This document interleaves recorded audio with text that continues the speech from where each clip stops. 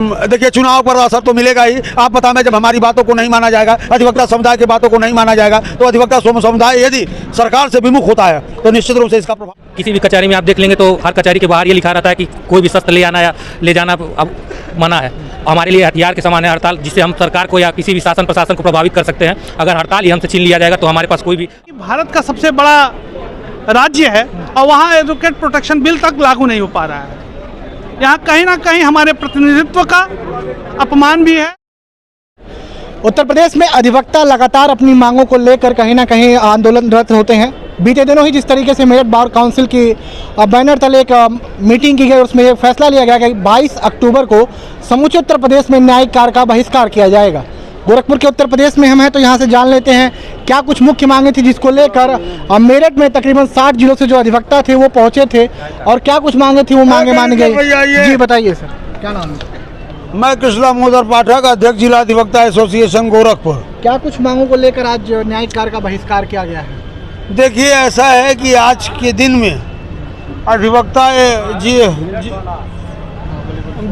Bar council of Uttar Pradesh ने अनाचार, अत्याचार जो भी कहा जा सब कुछ कर दिया है। जिसके बाबत मेरठ में एक मीटिंग हुई, वहाँ पर यह तय हुआ कि 22 तारीख को पूरा उत्तर प्रदेश जो है बहिष्कार पर रहेगा।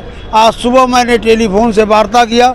मेरठ के अधिवक्ता एसोसिएशन के अध्यक्ष ने बताया कि आप हमारे साथ रहें, हम आपके साथ हैं और हम लोग भी बहिष्कार पर हैं, आप लोग बहिष्कार पर हैं। और इसीलिए हम सभी लोग मेरठ बार एसोसिएशन के आह्वान पर मैं दीवानी कचहरी, कमिश्नरी कचहरी, फरेदा, महाराजगंज जनपद, नौतरमा तहसील, संत कबीर नगर, बस्ती, ये सारे जनपद अपने पूर्वांचल के आज स्ट्राइक पर हैं। इसमें हम लोगों के साथ देवरिया, कुशीनगर के भी अधिवक्ता समुदाय के सदस्य सम्मिलित हैं। अच्छा, अधिवक्ता संरक्षण अधिनियम की बात लगातार की जाती है, अधिवक्ताओं पर अत्याचार की बात की जाती है और बीते दिनों कुछ जिलों में देखने को भी मिली थी ऐसी तस्वीर। तो किस बात की देरी हो रही है कि अधिवक्ता संरक्षण अधिनियम अभी तक पारित नहीं हो पा रहा है? देखिए, ये तो सरकार के क्रियाकलाप हैं। सरकार क्या चाहती है, कैसे क्या करना चाहती है, ये हम सभी लोग जानते हैं। सरकार कोई भी ऐसा कदम नहीं उठाना चाहती कि जिससे अधिवक्ताओं का कोई लाभ हो, उनको सुरक्षा व संरक्षा मिले, जिसकी मांग को लेकर के हमें। देखिए, हमारे bar council of Uttar Pradesh ने एडवोकेट प्रोटेक्शन एक्ट बना करके उसको भेज दिया। वह पास हो करके विधि मंत्रालय में पड़ा हुआ है, लेकिन उत्तर प्रदेश सरकार उसको लागू नहीं कर रही है। यदि वह लागू करती तो अधिवक्ताओं की सुरक्षा संरक्षा यथोचित रूप से अपने आप स्वयं ही अनुमन्य हो जाती। अच्छा, इसके बाद अगर यहाँ से आज एक दिनों का कार्य बहिष्कार किया गया है और जिन मांगों को लेकर अगर प्रशासन शासन तक नहीं पहुँचता है तो आगे की कार्रवाई किस तरीके से होगी? देखिए, ऐसा ये नहीं है कि ये शासन प्रशासन तक ये बात पहुँचेगी नहीं। ये एक जनपद की नहीं, एक तहसील की बात नहीं, यह पूरे उत्तर प्रदेश की बात है और यह शासन तक पहुँचेगा अवश्य।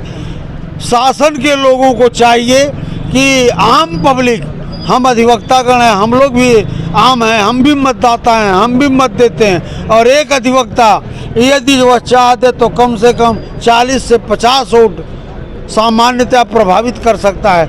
और हमारी बातों को नहीं सुना जा रहा है, जो निश्चित रूप से एक गलत कार्य है। बड़ी मैसेज है, लगता है कि यूपी में 9 सीटों पर उपचुनाव भी होने जा रहे हैं, इसका असर तो कहीं उधर नहीं देखने को मिल जाएगा। अरे देखिए, चुनाव पर असर तो मिलेगा ही। आप बता में जब हमारी बातों को नहीं माना जाएगा, अधिवक्ता समुदाय के बातों को नहीं माना जाएगा, तो अधिवक्ता समुदाय यदि सरकार से विमुख होता है तो निश्चित रूप से इसका प्रभाव पड़ेगा।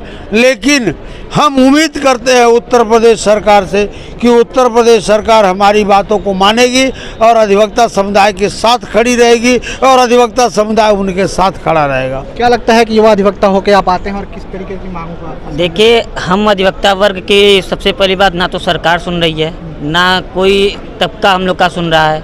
यही हालिया का मुद्दा था डॉक्टर का, तो डॉक्टर के दबाव में पुलिस ने मुकदमा नहीं दर्ज किया। हम लोग की कोई सुन नहीं रहा है। हम लोगों ने अपना मिल के मेरठ में एक सम्मेलन किया, उसमें निर्धारित किया कि हम लोग 22 तारीख को हड़ताल पर रहेंगे।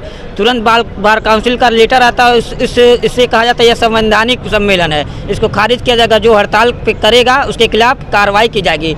उसी के विरोध में आज पूरे प्रदेश भर के अधिवक्ता हड़ताल किए हैं कि ये हम लोगों पे कार्रवाई करें। हमारे अध्यक्ष मंत्री, हमारे दीवानी के अध्यक्ष मंत्री, हमारे कलेक्ट्रेट के अध्यक्ष मंत्री भी एकदम जिद पे अड़े हैं कि कार्रवाई करें। देखते हैं क्या कार्रवाई होगा पूरे प्रदेश में, इसलिए हाँ हड़ताल हुई है।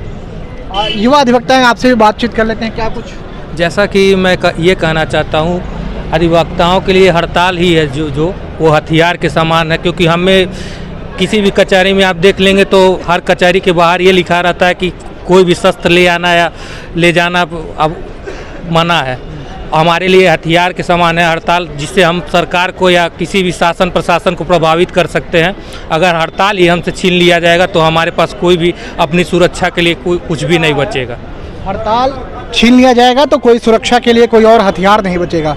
जी भैया, क्या लगता है? देखिए, हमारी हड़ताल करने के लिए जो बातें लोग कह रहे हैं कि हड़ताल हमारा हथियार है, ये बात सही है कि हड़ताल हमारा हथियार है। लेकिन आप ये बताओ, हम सड़क के गुंडे लफंगे तो हैं नहीं कि सड़कों पे आंदोलन करेंगे। हमारे पास एक अहिंसावादी एक हथियार है हड़ताल करने का, और हड़ताल तो अपनी जगह है। हाई कोर्ट ने अपने साथी की मृत्यु पर संवेदना व्यक्त करने तक की हमसे अधिकार छीन लिया है। और अधिवक्ता प्रोटेक्शन की बिल की जहाँ तक की बात है, छोटे छोटे राज्य अधिवक्ता प्रोटेक्शन बिल अपने वहाँ लागू कर लिए हैं। लेकिन हमारा यूपी जो माना जाता है कि भारत का सबसे बड़ा राज्य है, और वहाँ एडवोकेट प्रोटेक्शन बिल तक लागू नहीं हो पा रहा है। यहाँ कहीं ना कहीं हमारे प्रतिनिधित्व का अपमान भी है। जो यहाँ से सबसे ज़्यादा राज्यसभा, सबसे ज़्यादा विधायक और सबसे ज़्यादा ये लोकसभा के कैंडिडेट चुन के जाते हैं, ये उनका भी अपमान है। इसलिए मैं चाहता हूँ और आपके चैनल के माध्यम से एक निवेदन करता हूँ कि प्रोटेक्शन बिल तो जल्द से जल्द लागू किया जाए। बताइए। मेरा मानना ये है कि इसको राजनीतिक और मोड़ देना बहुत ज़्यादा उचित नहीं। मेरा ऐसा व्यक्तिगत मानना है। मेरा ये कहना है कि जब हाई कोर्ट का यह डिसीजन आया कि हम कंडोलेंसेस पर 3 बजे से करें, उसके पहले भी सुप्रीम कोर्ट ने 2023 में एक बहुत ही बेहतरीन आर्डर दिया है। उसमें यह कहा है कि अगर हम उनके ऊपर कुछ बाउंडेशंस लगाते हैं तो हमारी भी जिम्मेदारी है कि वो जो अधिवक्ता समाज है वह अपने रेड्रेसल को, मतलब उसके साथ अगर कुछ हो रहा है तो वह कहाँ जाए। तो एक अधिवक्ताओं के रेड्रेसल कमेटी बनाई जाए, अधिवक्ताओं के हितों की बात कही जाए। अधिवक्ता अगर कोई उसका पीओ कोई सुनवाई नहीं कर रहा है या उसके पत्रावलियों के साथ छेड़छाड़ हो रही है तो वो कहाँ जा कर के अपनी बातों को कहे। सुप्रीम कोर्ट ने बार बार 2-3 अपनी रूलिंग्स में दिया है, तो उसको भी देखते हुए एक ऐसी रेड्रेसल कमेटी बनाई जाए कि जहां अधिवक्ता जा करके अपनी बातों को या उसके साथ हुए अत्याचारों को, अनाचारों को वहां पर रख सके। अगर उसी के संबंध में ही ये एडवोकेट्स प्रोटेक्शन एक्ट है। अगर सरकार को लगता है कि bar council of Uttar Pradesh द्वारा जो ड्राफ्टिंग भेजी गई है एडवोकेट प्रोटेक्शन एक्ट की, उसमें अगर उसको संशोधन करना है या उसमें कुछ नवीन परिवर्तन लाना है तो वो असेंबली में मेंबर ऑफ लेजिस्लेटिव में पेश कर दे, राज्यसभा और विधानसभा में उसको प्रस्तुत करे, दोनों में डिबेट हो। डिबेट होने के बाद एक बेहतर एक ड्राफ्टिंग होकर के एडवोकेट प्रोटेक्शन एक्ट आए। बस ये मैं इतना चाहूँगा। बशर्ते जहाँ तक रही कि हमारे bar council of Uttar Pradesh और मेरठ का संघ कोई अलग नहीं है, कोई एक दूसरे का प्रतिद्वंदी नहीं है। बशर्ते कि हम दुनिया के तमाम यूनियन संघों को अगर आप देखेंगे तो हर जगह उनका हड़ताल करना, शांतिपूर्वक हड़ताल करना एक हथियार रहा। एक वर्ग जो है अपने हितों की सुरक्षा के लिए, अपने जेन्युइन मांगों के लिए अपनी आवाज़ उठा सकता है। इस आवाज़ को दबाने का कोई भी लोकतंत्र में कोई व्यवस्था ऐसी नहीं है कि किसी की जेन्युइन मांगों को दबा दिया जाए और उसको अपनी बात कहने से रोक दिया जाए। सवाल ये है कि अधिवक्ता हितों पर कुठाराघात जिस तरह से किया जा रहा है उसके प्रति उद्वेलित होकर हमारा अधिवक्ता समाज जो है, हमारे बार एसोसिएशन जिस तरह से जहाँ जहाँ जो घटनाएं हो रही हैं उसको अपने मुद्दे को उठा रहे हैं और उसको उठाने से रोकने का जो आदेश किया जा रहा है या कोई ऐसी योजना बनाई जा रही है कि अधिवक्ता अपनी बातों को कह न सकें, अपनी जेन्युइन मांगों को मंच पर न ला सकें, ये जो है उचित नहीं है। अच्छा, अधिवक्ता सवाल ये है, संरक्षण, सुनिए, हाँ जी, सवाल ये है कि जिस तरह से लखनऊ में रहने वाली एक फीमेल अधिवक्ता की हत्या कर दी गई, वह अपना काम करते हुए उसके प्रतिद्वंदियों ने उसकी हत्या कर दिया। इसी तरह से एक अन्य अधिवक्ता की आए दिन जो है उत्पीड़न, हत्या की घटनाएं हो रही हैं। इसके प्रति या अपनी सुरक्षा को लागू करने के लिए एडवोकेट्स प्रोटेक्शन एक्ट लागू करने के लिए, या नए अधिवक्ताओं को जिस तरह से अप्रेंटिस में कोई नौकरी पे जाता है, अप्रेंटिस के लिए उसको जो 6 महीने का समय, 1 साल का समय, 3 साल का समय दिया जाता है, जिन्हें कुछ धनराशि दी जाती है उसको सर्वाइव करने के लिए, उसकी मांग उठाते हुए हमारा मेरठ बार एसोसिएशन ने आवाज़ उठाया है कि नए अधिवक्ताओं को कम से कम 10,000 वो दिया जाए। तो ये जो है जेन्युइन मांग है, उसके विरोध में आज 22 तारीख को सभी अधिवक्ता एसोसिएशन से उन्होंने अपना आग्रह किया है कि आप लोग जो है इस मांग को उठाते हुए न्यायिक कार्य से 1 दिन के लिए विरत रहें। तो इसको कुचला नहीं जा सकता है। लोकतंत्र में सबको अपनी बात उठाने का हक है।